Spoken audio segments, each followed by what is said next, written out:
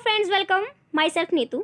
आज हम करने वाले हैं नागरिकता एवं राज्य, संघ राज्य क्षेत्र तथा मौलिक अधिकार। इनसे रिलेटेड जो है मैंने हर एक वीडियो को जो है 55 क्वेश्चंस में डिवाइड किया हुआ है।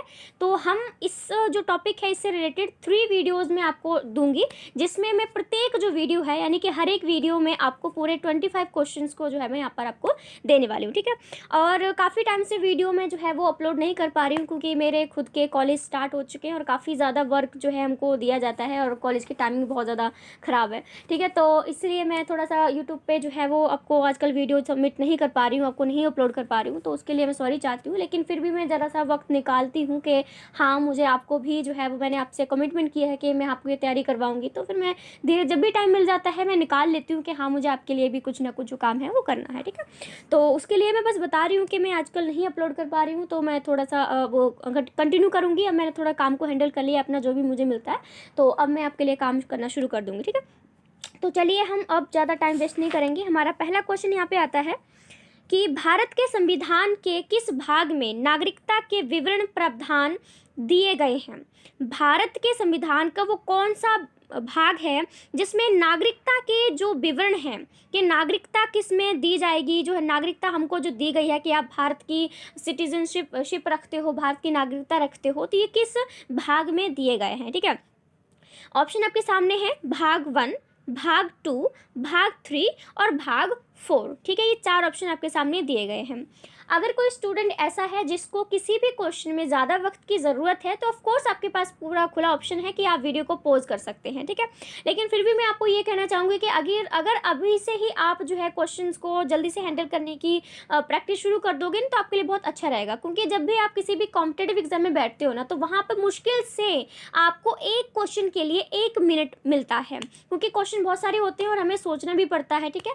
तो वैसे तो आपके पास यूट्यूब पे आप जो है रिकॉर्डेड वीडियो देख रहे हो, तो ज़्यादा वक्त आपको जितना लग जाए आप ले सकते हो। लेकिन प्रैक्टिस की बात कहूँ तो आपको अभी से प्रैक्टिस, जल्दी से क्वेश्चन का आंसर ढूंढने की कोशिश करोगे तो आपके लिए पेपर में बिल्कुल भी जो है प्रॉब्लम नहीं आने वाली, ठीक है। तो चलिए, हमारा जो क्वेश्चन नंबर फर्स्ट है, इसका करेक्ट आंसर हो जाएगा ऑप्शन नंबर बी, यानी कि जो नागरिकता की बात की गई है वो भाग 2 में हमको ये प्रावधान किया गया है। क्वेश्चन नंबर 2 आपके सामने आता है, भारतीय संविधान में नागरिकता के प्रावधान कब लागू किए गए, ठीक है। अब आपसे क्वेश्चन पूछा जा रहा है कि भारत के संविधान में जो नागरिकता है, जो सिटीजनशिप की बात करी है, इसका प्रावधान कब लागू किया गया था। ऑप्शन आपके सामने है वर्ष 1950, वर्ष 1949, वर्ष 1951 और वर्ष 1952।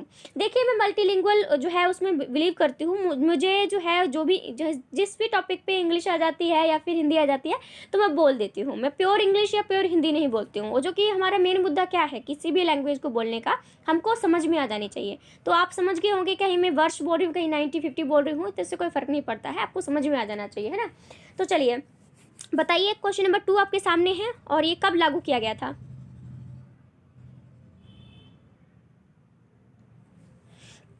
हाँ, तो क्वेश्चन नंबर 2 का करेक्ट आंसर हो जाएगा हमारा ऑप्शन नंबर बी, यानी कि वर्ष 1949, 1949 जो है, इसमें भारत के संविधान में नागरिकता के प्रावधान को लागू कर दिया गया था, ठीक है। नेक्स्ट आपके सामने क्वेश्चन आता है कि नागरिकता प्राप्त करने के लिए शर्तें निर्धारित करने वाला सक्षम निकाय कौन सा है।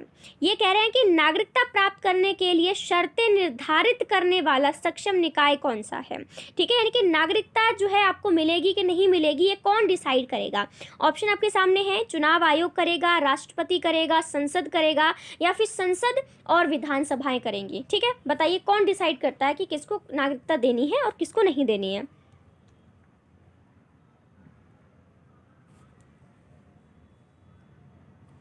हाँ, तो इसका correct answer option number C हो जाएगा, यानी कि संसद जो है ये डिसाइड करती है। क्वेश्चन नंबर 4 आपके सामने आता है, भारत की नागरिकता निम्नलिखित में से किस प्रकार से प्राप्त की जा सकती है।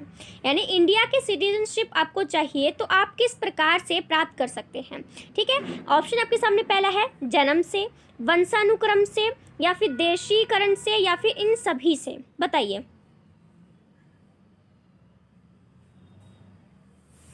हाँ जी, तो इसका राइट आंसर हो जाएगा ऑप्शन नंबर डी, यानी कि आपने अगर भारत की नागरिकता प्राप्त करनी है, सिटीजनशिप आपने प्राप्त करनी है, तो आप अगर भारत में आपने जन्म लिया है तो आपको वहाँ की सिटीजनशिप मिल जाएगी।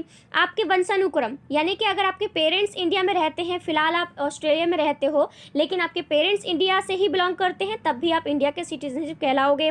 देशीकरण, यानी कि दूसरे देश की आप जो नागरिकता है प्राप्त कर लेते हो, ठीक है। जैसे कि अब मैं अमेरिका में जाऊँ तो वहाँ की सिटीजनशिप मुझे मिल जाएगी, ठीक है, क्योंकि हम लोग काफ़ी टाइम तक रहते हैं तो वहाँ की सिटीजनशिप आपको मिल जाती है। तो इन तीनों जो ऑप्शन आप देख रहे हो, इन सभी से ही आप किसी भी देश की नागरिकता प्राप्त कर सकते हैं। और यहाँ पर आप याद रखना कि भारत की बात करी है, तो भारत में अगर आपको नागरिकता प्राप्त करनी है तो ये तीनों चीज़ें ही आपके जो वो काम आ जाएंगी, ये तीनों चीज़ें, ठीक है। तो ऑप्शन नंबर डी हमारा करेक्ट हो जाएगा। क्वेश्चन नंबर 5 आपके सामने आता है, भारत का संविधान। अब आपको 4 ऑप्शन दिए गए हैं, पूछा है कि भारत का संविधान, ऑप्शन पहला है कि एकल नागरिकता प्रदान करता है, दोहरी नागरिकता प्रदान करता है, नागरिकता से संबंधित कोई प्रावधान नहीं है यहाँ पर, या फिर बहुल नागरिकता प्राप्त करता है। बहुल यानी कि बहुत सारी नागरिकताएं जो है आपको प्रदान करता है। बताइए भारत का संविधान इन चारों ऑप्शन में से क्या चीज़ हमें देता है।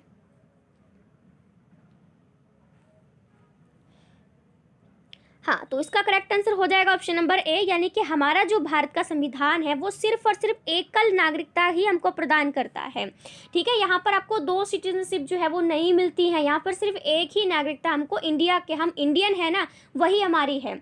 बहुत सारे ऐसे देश हैं जहाँ पर आप एज आ भारत के, मतलब बहुत सारे देश हैं जहाँ पर आप उस देश के भी नागरिक कहलाते हो, प्लस उस देश में जितने राज्य हैं, जिस राज्य में आप रह रहे हो वहाँ की भी अलग से आपको नागरिकता मिलेगी और देश की तो मिलेगी मिलेगी। लेकिन इंडिया में आपको सिर्फ एक ही सिटीजनशिप मिलेगी, वो है इंडिया की, कि आप भारत के हो, बस, ठीक है। नेक्स्ट आपके सामने क्वेश्चन नंबर 6 आता है कि भारतीय नागरिकता के लिए आवेदन करने से पहले, कहने का मतलब ये है कि आप अगर भारत की सिटीजनशिप प्राप्त करना चाहते हैं तो उसके लिए आवेदन कर रहे हो, तो उसको करने से पहले किसी व्यक्ति के लिए न्यूनतम कितने समय तक भारत में रहना अनिवार्य है। ये कह रहे हैं कि मान लो मैं अमेरिका की हूँ और मुझे भारत की सिटीजनशिप चाहिए, तो मुझे भारत में कितने साल रहना पड़ेगा तब जाके मुझे इंडिया की सिटीजनशिप मिलेगी। तो आपसे ऑप्शन पूछे गए हैं 3 साल, 5 साल, 2 साल या फिर 10 साल। बताइए कि कितने साल मुझे यहाँ पर रहना पड़ेगा तब मुझे भारत की नागरिकता मिल जाएगी। तो इसका करेक्ट आंसर हो जाएगा ऑप्शन नंबर बी, यानी कि 5 साल मुझे भारत में रहना पड़ेगा तब जाके मुझे भारत की सिटीजनशिप जो है आराम से मिल जाएगी। भले ही मैं अमेरिका की क्यों ना हूँ, अगर मुझे भारत की सिटीजनशिप चाहिए तो मुझे 5 साल जो है भारत में रहना पड़ेगा, ठीक है। मैं इंडिया की ही हूँ, मैं जस्ट आपको ऑप्शन के उदाहरण के अकॉर्डिंग आपको ये चीज़ बता रही हूँ। ऑफ कोर्स मैं भारतीय हूँ, इंडिया में रहती हूँ। क्वेश्चन नंबर 7 आपके सामने आता है कि भारत में नागरिकता प्राप्त करने का नियम कौन बनाता है, ठीक है। भारत में नागरिकता प्राप्त करने का नियम कौन बनाता है। ऑप्शन आपके सामने है, राष्ट्रपति, राज्यपाल, मुख्य चुनाव आयुक्त या फिर प्रधानमंत्री। बताइए।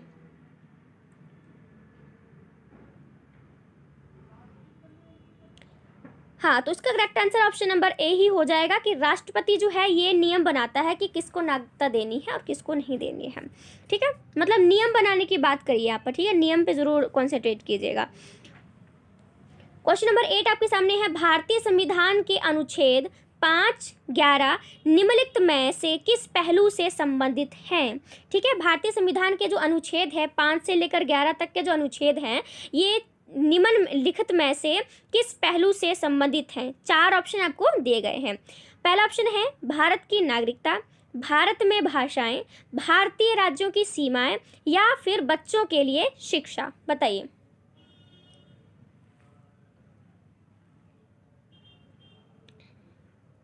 इसका करेक्ट आंसर ऑप्शन नंबर ए हो जाएगा, भारत की नागरिकता। मैंने आपको पहले ही टॉपिक बता दिया था कि मैं आपको नागरिकता एवं संघ राज्य क्षेत्र तथा मौलिक अधिकार से संबंधित, आप जो है इस वीडियो को देख रहे हो तो इसमें आपको सिटीजनशिप से रिलेटेड जितनी भी क्वेश्चन पेपर में आते हैं किसी भी कॉम्पिटिटिव एग्जाम में, वो सारे क्वेश्चन यहाँ पे मिल जाएंगे, ठीक है। तो ये जो आपको जनरल नॉलेज की आप वीडियो देख रहे हो फिलहाल, ये आपको सिटीजनशिप से रिलेटेड ही सारे क्वेश्चन आपको यहाँ पर मिलने वाले हैं, ठीक है। नेक्स्ट क्वेश्चन आपके सामने आता है, सॉरी, क्वेश्चन नंबर 9 आपके सामने है, भारतीय नागरिकता नहीं प्राप्त की जा सकती है, ठीक है। ये कह रहे हैं कि भारतीय नागरिकता जो है वो 4 ऑप्शन दिए गए हैं, इनमें से किस बेस पर आप भारत की नागरिकता नहीं प्राप्त कर सकते हो। ऑप्शन है जन्म के द्वारा, देशीकरण के द्वारा, किसी भूभाग के सम्मिलन द्वारा, या भारतीय बैंक में धन जमा करके। बताइए किस बेस पे आप भारत की नागरिकता नहीं प्राप्त कर सकते हैं।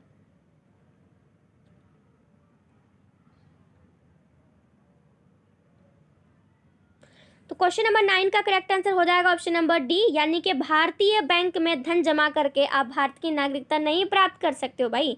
बाकी तीनों की, अब ये दोनों तो कंफर्म है ना, ये दोनों पहले इससे रिलेटेड जो क्वेश्चन है पहले भी मैं करवा चुकी हूँ, लेकिन लास्ट जो है किसी भी बैंक में आप अपने बैलेंस जमा कर दोगे तो ज़रूरी थोड़ी आपको वहाँ की सिटीजनशिप जो है वो मिल जाएगी, ऐसा कुछ नहीं होने वाला है। ठीक है, क्वेश्चन नंबर आता है अपना, मैं इसको थोड़ा सा ऑप्शन को ना ऐसे कर देती हूँ, मुझे लगता है थोड़ा सा अब समझ में आ रहा होगा।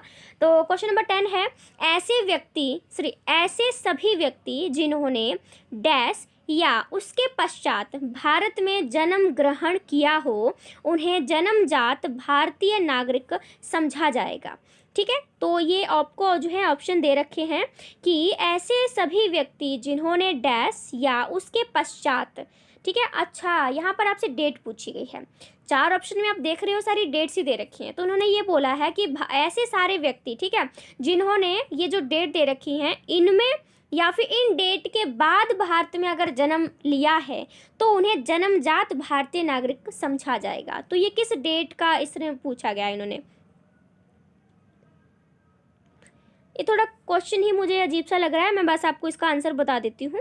तो इसका correct answer option number C हो जाएगा, यानी कि 26 जनवरी 1950 या फिर 26 जनवरी 1950 के बाद किसी ने अगर भारत में जन्म ग्रहण किया है तो उसे जन्मजात भारतीय नागरिक समझा जाएगा।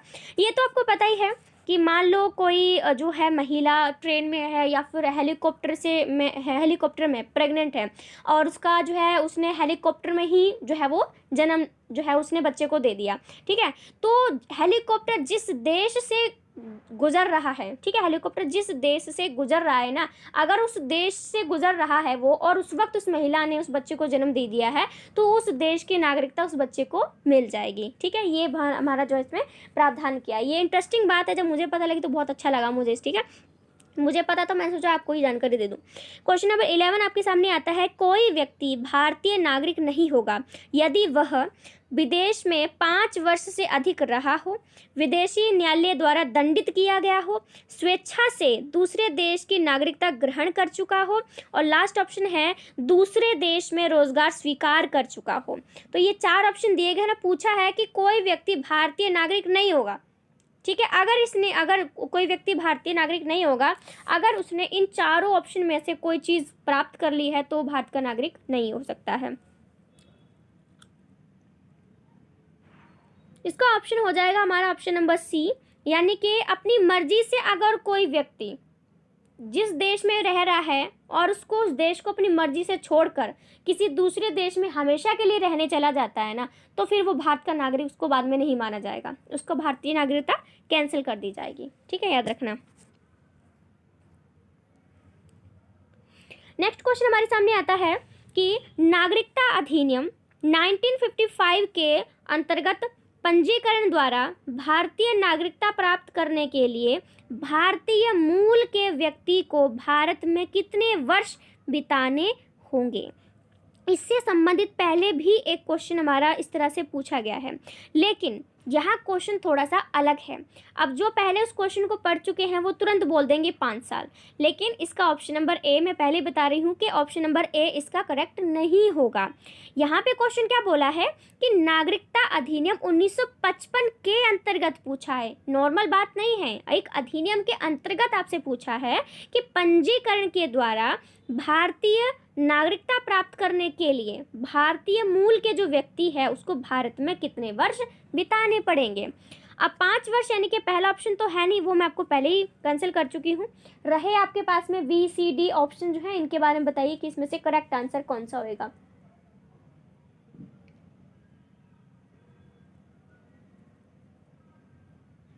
तो क्वेश्चन नंबर 12 का right answer option number C हो जाएगा, यानी कि 7 वर्ष जो है उसको भारत में बिताने होंगे। क्वेश्चन नंबर 13 आपके सामने आता है। ठीक है, 4th ऑप्शन में आपको बाद में दिखाऊंगी, पहले मैं क्वेश्चन पढ़ा दूं। क्वेश्चन नंबर 13 हमारे सामने आता है, भारत के संविधान के निम्नलिखित उपबंधों में से कौन सा या कौन से 26 जनवरी 1949 से प्रभावी हुए। ठीक है, यानी 4 ऑप्शन आपको दिए गए हैं। इसमें पूछा है कि भारत के संविधान के ये कौन से उपबंध हैं जिनको 26 जनवरी 1949 से प्रभावी किया गया था। निर्वाचन था, नागरिकता था, आपात उपलब्ध था या फिर न्यायाधीशों की नियुक्ति थी। बताइए, मतलब ऐसा कोई क्वेश्चन डाल सकता है। अब कोई यहाँ पे चाहिए मैं नोटिस करवा दूँ, जिसने नहीं नोटिस किया होगा, ये एनडीए 2018 में पूछा गया क्वेश्चन है। ये क्वेश्चन तो अब मुझे लगता है किसी को समझ में भी नहीं आया होगा कि बंदे ने पूछा क्या है, लेकिन ये आपके पास सबूत है कि हाँ, ये इस तरह के क्वेश्चन भी आपके क्वेश्चन में पूछे जाते हैं। तो हर एक क्वेश्चन को करना हमारे लिए ज़रूरी हो जाता है। अब कुछ बच्चे ऐसे करेंगे कि हाँ, इस वीडियो में मुझे कुछ भी क्वेश्चन समझ में नहीं आ रहा है। भाई, एग्जामिनर ने क्वेश्चन को डाला ही इस तरह से कि आप कंफ्यूज ही हो जाओ पूरी तरह से। तो वीडियो को छोड़ के जाने की कोई ज़रूरत नहीं है। हैंडल करो क्वेश्चंस को, कम से कम कोशिश नाम की चीज़ तो हमें करनी चाहिए। ठीक है, तो हमारा ये क्वेश्चन नंबर चल रहा है 13 और इसका करेक्ट आंसर हो जाएगा ऑप्शन नंबर बी, यानी कि इसका आंसर भी अपना नागरिकता ही हो जाएगा। ठीक है, ये इस तरह से भी क्वेश्चन कुछ दिए गए हैं, इसको हमें इग्नोर करने की ज़रूरत है। हाँ जी, चलिए नेक्स्ट क्वेश्चन आता है कि किन 2 देशों के नागरिकों को छोड़कर नागरिकता संशोधन अधिनियम 2005 के अंतर्गत दोहरी नागरिकता का प्रावधान किया गया है। ये हमसे पूछ रहे हैं कि वो कौन से 2 देश हैं, उनको छोड़कर नागरिकता संशोधन अधिनियम 2005 के अंतर्गत दोहरी नागरिकता का प्रावधान किया गया है। तो यहाँ पर हमसे जस्ट पूछा है कि वो कौन से देश हैं जिसमें दोहरी नागरिकता नहीं है। ऑप्शन आपके सामने है, अफगानिस्तान, पाकिस्तान, बांग्लादेश, श्रीलंका या फिर अफगानिस्तान या फिर बांग्लादेश। बताइए, तो इसका करेक्ट आंसर हमारे पास हो जाएगा ऑप्शन नंबर बी, पाकिस्तान और बांग्लादेश। ठीक है, नेक्स्ट क्वेश्चन आपके सामने है कि भारत में एकल नागरिकता अपनाई गई है। ये तो हमको पता है कि जब हमारा भारत का संविधान बनाया गया तो हमने दूसरे देशों से जो है वो जो चीज़ें हमें दूसरे देशों के संविधान में अच्छी लगी, हमने अपने भारतीय संविधान में उसको ऐड कर लिया। तो हमसे ये भाई पूछ रहे हैं कि भारत में एक एकल नागरिकता यानी कि यानी कि एक ही नागरिकता होगी, ये जो प्रावधान हमारे भारत में किया गया है वो किस देश से लिया गया है। इंग्लैंड से है, अमेरिका से है, कनाडा से है या फिर फ्रांस से है। बताइए, कहाँ से ये एक या फिर एकल नागरिकता हम लोगों ने अपनाई है। तो इसका करेक्ट आंसर हो जाएगा ऑप्शन नंबर ए, यानी कि ये इंग्लैंड से लिया गया है। मैं पहले आपको बोल चुकी हूँ, अगर किसी स्टूडेंट को किसी भी क्वेश्चन में ज़्यादा वक्त की ज़रूरत है तो वीडियो को आप आराम से पॉज कर सकते हैं, क्योंकि देखो मुझे तो कम टाइम में बहुत सारे क्वेश्चन को जल्दी से हैंडल करवाना है। ठीक है, तो आपके पास ऑप्शन है कि आप वीडियो को पॉज कीजिए। कोई स्टूडेंट बोले कि हाँ बहुत फास्ट करा रहे हो, तो आप पॉज करके अपना आंसर सोचिए, कौन सा एग्जाम में बैठे हो, है ना, थोड़ा सा इस तरह से कर सकते हैं। क्वेश्चन नंबर 16 आपके सामने आता है कि किस देश में दोहरी नागरिकता का सिद्धांत स्वीकार किया गया है। ठीक है, कौन सा वो देश है जिसमें 2 नागरिकताएं हमको दी जाती हैं। ऑप्शन आपके सामने है, भारत, कनाडा, ऑस्ट्रेलिया या फिर संयुक्त राज्य अमेरिका। बताइए, तो क्वेश्चन नंबर 16 का correct answer option number D हो जाएगा, यानी कि संयुक्त राज्य अमेरिका जो है इसमें दोहरी नागरिकता यानी कि एक व्यक्ति को 2 नागरिकताएं दी जाती हैं, यानी कि 2 सिटीजनशिप दी जाती हैं। एक कि वो अमेरिका का है, दूसरा वो अमेरिका के किस राज्य से बिलोंग करता है ना, उस राज्य की भी उसको सिटीजनशिप मिलेगी और अमेरिका की तो मिलेगी। ठीक है, ये इसका हमारा करेक्ट हो जाएगा। क्वेश्चन नंबर 17 आपके सामने आता है, दोहरी नागरिकता निम्नलिखित में से किसकी विशेषता है। ठीक है, जो दोहरी नागरिकता है वो निम्नलिखित में से किसकी विशेषता है। ऑप्शन आपके सामने है, एकात्मक सरकार की है, संघीय सरकार की है, संसदीय सरकार की है या फिर राष्ट्रपति शासित सरकार की है। बताइए,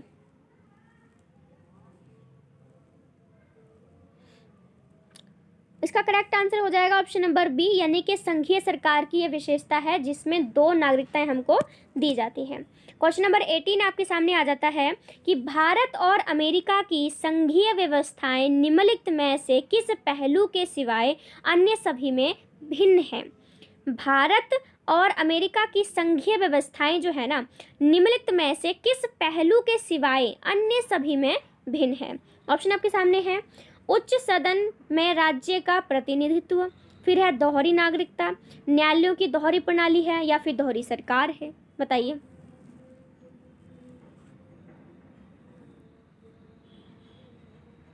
ये देखो IAS 2018 में ये क्वेश्चन पूछा गया है।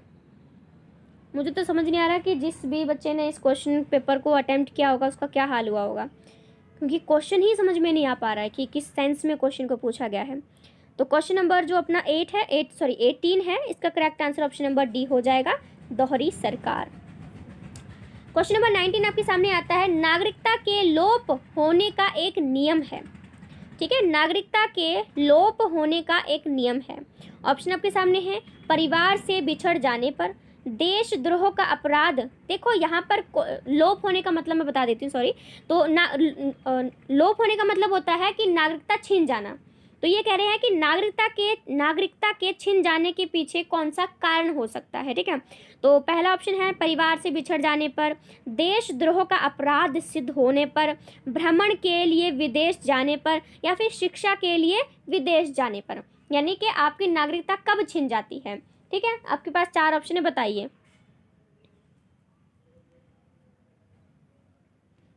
हाँ, तो इसका करेक्ट आंसर हो जाएगा ऑप्शन नंबर बी। यानी कि अगर आप पर देशद्रोह का आरोप लगाया गया है और वो सिद्ध हो जाता है ना, तो आप उस देश के नागरिक नहीं रहते हैं, आपको उस देश से ही निकाल दिया जाता है। फिर आप जहाँ जाओ आपकी मर्जी है। ठीक है, लेकिन आप उस देश में नहीं रह सकते हो। तब आपकी सिटीजनशिप के, आप इंडिया से हो, अमेरिका से हो, कहीं से भी हो, आपकी सिटीजनशिप जो है पूरी तरह से ख़त्म कर दी जाती है, आपसे छीन ली जाती है। ठीक है, क्वेश्चन नंबर 20 आपके सामने है। थोड़ा सा बड़ा क्वेश्चन है, पहले क्वेश्चन को हम पढ़ लेते हैं, फिर मैं आपके सामने ऑप्शन रखूंगी। और क्वेश्चन आपके सामने है कि संविधान के किस अनुच्छेद के तहत पाकिस्तान से भारत को प्रव्रजन करने वाले केवल उन नागरिकों को नागरिकता का अधिकार प्रदान किया गया जिनके माता पिता या पितामह आदि का जन्म भारत शासन अधिनियम 1935 में परिभाषित भारत में हुआ था, एवं जिसने 19 जुलाई 1948 से पहले प्रव्रजन किया था। कहने का मतलब ये है कि भारत के किस अनुच्छेद में ये बोला गया है कि पाकिस्तान से भारत में आने वाले जो लोग हैं, ठीक है, वो कौन से लोग हैं जिनको भारत की नागरिकता दे दी जाएगी। ठीक है, क्योंकि उनके पेरेंट्स भारत में रहा करते थे, उनके पेरेंट्स का भारत में जो है जन्म हुआ था। तो किस अनुच्छेद के तहत ये प्रावधान किया गया है? अनुच्छेद 10 में है, अनुच्छेद 6 में है, अनुच्छेद 7 में है, या फिर अनुच्छेद 8 में है? बताइए।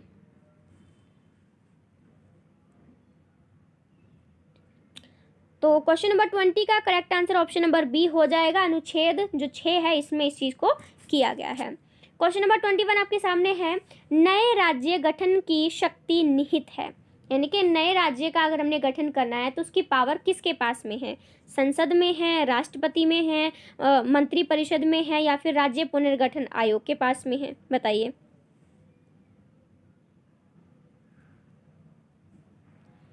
इसका करेक्ट आंसर हो जाएगा ऑप्शन नंबर ए, यानी कि संसद के पास है। क्वेश्चन नंबर 22 आपके सामने आता है, भारतीय संविधान के अनुच्छेद 1 में यह घोषणा की गई है कि इंडिया अर्थात भारत है। भारत क्या है? ऑप्शन आपके सामने है, राज्यों का संघ है, दूसरा है एकात्मक विशिष्टताओं वाला संघीय राज्य है, ऑप्शन नंबर सी है संघीय विशिष्टताओं वाला संघीय राज्य है, या फिर वो संघीय राज्य है। बताइए कि भारत क्या है? इसका मुझे लगता है कि हर कोई जवाब दे सकता है, हाँ जी। तो इसका करेक्ट आंसर ऑप्शन नंबर अपना ए ही हो जाएगा। यानी भारत को राज्यों का संघ कहा जाता है क्योंकि भारत में बहुत सारे राज्य हैं, इसलिए संघ का मतलब ग्रुप होता है। तो यानी राज्यों का ग्रुप हम भारत को कह सकते हैं, क्योंकि भारत में आपको पता है बहुत सारे राज्य हैं और हर एक किसी में खान पान, पहनावा, बोलचाल, लैंग्वेज, हर चीज़ में जो है फ़र्क भी है, डिफरेंट है पूरा। ठीक है, तो ये भारत की बहुत बड़ी विशेषता है और इसी को देखने के लिए विदेशी भी हमारे भारत में जो है वो आते हैं घूमने के लिए, क्योंकि अलग अलग कल्चर है, उसकी अलग एक अपना एक पर्सनैलिटी है कल्चर की। हम लोग बात करें तो बहुत कुछ अच्छा है हमारे भारत में। क्वेश्चन नंबर 23 आपके सामने आता है कि भारत के संविधान के निम्नांकित में से किस प्रावधान के अंतर्गत भारतीय संसद को नया राज्य बनाने का अधिकार है? ये कह रहे हैं कि वो कौन सा अनुच्छेद है जिसके तहत ये बोला गया है कि संसद एक नया राज्य बना सकती है। अनुच्छेद 1 में कहा गया है, अनुच्छेद 2 में कहा गया है, अनुच्छेद 3 में कहा गया है, या फिर अनुच्छेद 4 में कहा गया है, बताइए। हाँ जी, तो इसका करेक्ट आंसर हो जाएगा अपना ऑप्शन नंबर सी, यानी कि अनुच्छेद 3 में ये बात कही गई है कि संसद एक नया राज्य बनाने का अधिकार भी रखती है। ठीक है, क्वेश्चन नंबर 24 आपके सामने है। भारतीय संविधान में राज्यों का संघ की संकल्पना को प्राप्त किया गया है। अब ये कह रहे हैं कि राज्यों का संघ हमारे भारत को बोला जाता है। अब ये चीज़ हमने कहाँ से ली है? अमेरिका के संविधान से ली है, ऑस्ट्रेलिया के संविधान से ली है, ब्रिटिश नॉर्थ अमेरिका अधिनियम से ली है, या फिर स्विट्जरलैंड के संविधान से ली है? क्योंकि ये तो हमको पता है कि हमारा संविधान अलग अलग देशों से चुराया गया है, चुराया हुआ कह सकते हैं, या फिर कहीं ना कहीं से हमने जो चीज़, जिस देश के संविधान की जो चीज़ हमें अच्छी लगी उसको उठा के हमने संविधान में ऐड कर ली।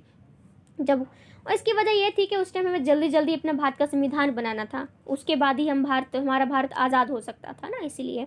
तो बताइए 24 का, हाँ जी, तो 24 का करेक्ट आंसर ऑप्शन नंबर जो है अपना सी ही हो जाएगा, यानी कि ब्रिटिश नॉर्थ अमेरिका अधिनियम से लिया गया था। क्योंकि ये तो आपको पता है कि अमेरिका में भी बहुत सारे राज्य पाए जाते हैं, इसलिए हमने वहाँ से इस चीज़ को उठाया और इसी वजह से हमारे भारत में बहुत सारे राज्य बन गए हैं। क्वेश्चन नंबर 25 आपके सामने आता है, जो कि लास्ट क्वेश्चन है हमारे इस वीडियो का। वो है, भारत के संविधान के अंतर्गत निम्नलिखित में से किसको राज्य की सीमाओं को परिवर्तित करने की शक्ति प्राप्त है? कहने का मतलब ये है कि वो कौन सी चीज़ है, ठीक है, वो कौन है जो कि राज्य की जो एक बॉर्डर है उसको बढ़ा भी सकता है और उसको घटा भी सकता है। तो ये जो राइट है ये किसको दिया गया है, ये पावर जो है किसको दी गई है? ऑप्शन आपके सामने है, संसद को दी गई है, लोकसभा को दी गई है, राष्ट्रपति को दी गई है, या फिर सर्वोच्च न्यायालय को दी गई है ये पावर? बताइए।